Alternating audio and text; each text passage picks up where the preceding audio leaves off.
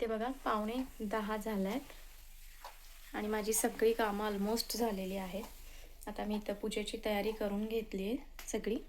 आता पूजा मांडते। पूजा मांडण्याचं काही मी दाखवत नाही कारण मागच्या गुरुवारी मीच पूर्ण डिटेलमध्ये दाखवलेलं आहे।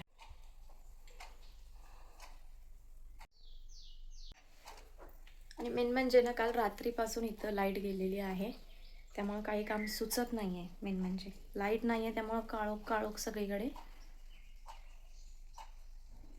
इथे बघा मी पुस्तक वाचत असताना ना मांजर आली होती दूध पिण्यासाठी। मार्गशीर्ष महिन्याच्या 3ऱ्या गुरुवारच्या तुम्हा सगळ्यांना खूप साऱ्या शुभेच्छा। इथे बघा म्हणजे छान अशी पूजा मांडून पण झालेली आहे आणि पुस्तक पण आपलं कहाणी वाचून, देवीची कहाणी वाचून पण छान अशी झालेली आहे।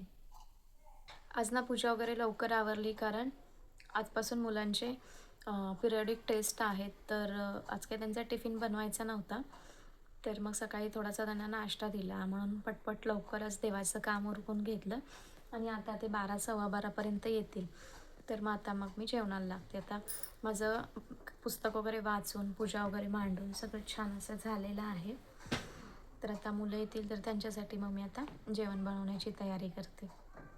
चला तर भेटूया पुढच्या छान अशा व्हिडिओमध्ये।